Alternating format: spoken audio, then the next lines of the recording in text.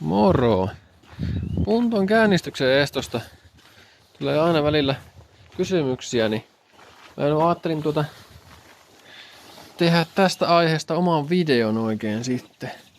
Niin mä nyt pistän tähän nuo osat, mitkä tähän kuuluu.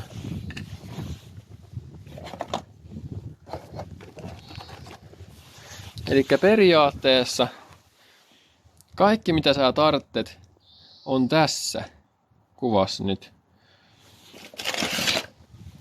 Eli yleensä kun käynnistyksen eston valo syttyy mittaristoon, tai siis jää päälle, niin se vika on täällä sirussa, mikä on tämän avaimen sisällä.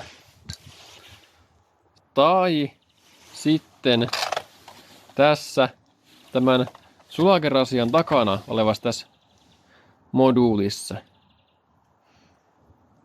Mä en oikein tiedä mikä tän nimi on, mutta tässä kumminkin. Elikkä tämä ei liity mitenkään tää sulakerasia tähän näin. Tämä on sillä auton sisällä, vaan tämä boksi tässä.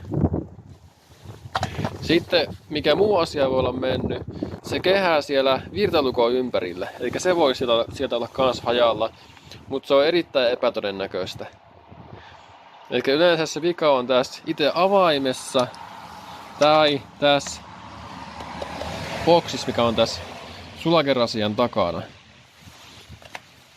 Tämä lähtee tästä irti vaan täältä kun näin nyppää, niin otetaan klipseillä vaan kiinni. Eli tää itse sulakerasia, niin tämä on tarpeeton. Tai tämä ei niinku liity mitenkään tähän asiaan. Näin. Eli tämän tosta voi heivata mäkeen. Eli sä tarvitset siihen tämän boksin. Sitten siihen oikein ekun. Ja sitten avaimen. Nuo 3 tarvitsee. Eli jos esimerkiksi sulla menee eku autosta, eli tämä eku on korjattu näköjään. Tässä on joku tämmönen tarra, mutta jos tämä nyt menee autosta, mikä tässä on näissä on tyyppivikana, että tämä eku hajoaa. No, sä ostat siihen toisen ekun. No, sä tämän lyöt sinne. Se ei toimi, koska ajoesto on päällä. Elikkä jos sä haluat ostaa uuden ekun, niin sun pitää ostaa alkuperäinen. Se maksaa 500 €. Tai sitten nollattu eku.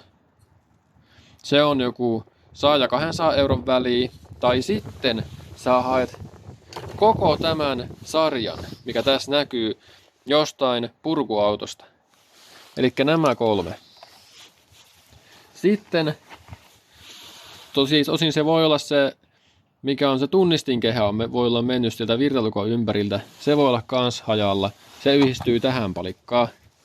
Mutta se on tosi harvinaista, että se olisi mennyt hajalle sieltä. Tosiaan, jos sä haluat vaihtaa kaikki nämä näin, ja et halua vaihtaa sitä avainta kumminkaan, eli mulla on tässä tämän sarjan avain, mutta jos sä haluatkin pitää se oma avaime, että sä et vaiha ollenkaan, täällä olisi kaikkea muuta, mitä pitäisi kans vaihtaa.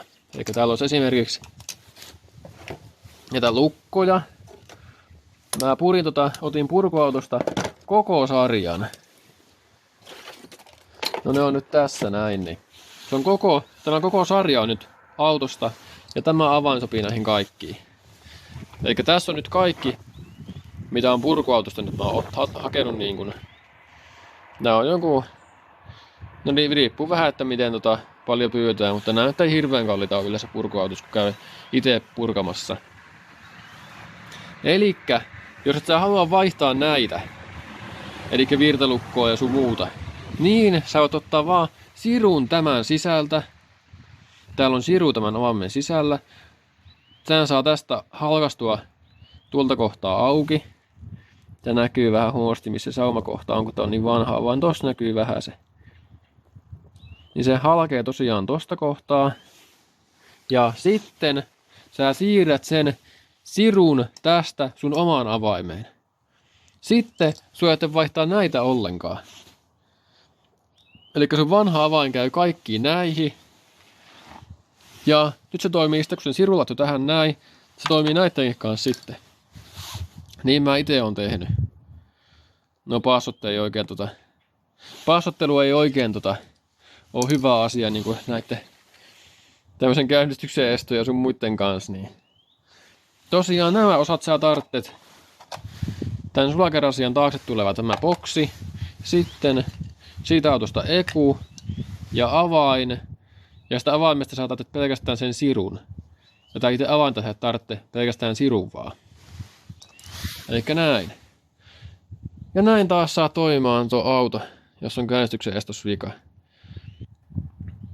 No tosiaan tämä on se paketti, minkä sä tarvitset. Nämä 3. Etkä välttämättä mitään muuta. Nuo hakee purkuautosta, se on halvin konsti. Korjata justiin.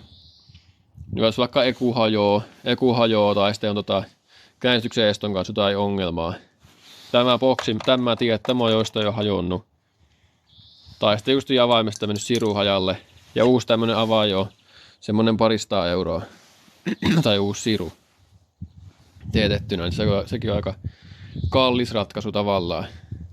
Tämä voi olla helpointa vaan hakea purkuautosta nämä näin. Jos tulee jotain ongelmaa käynnistyksen eston kanssa.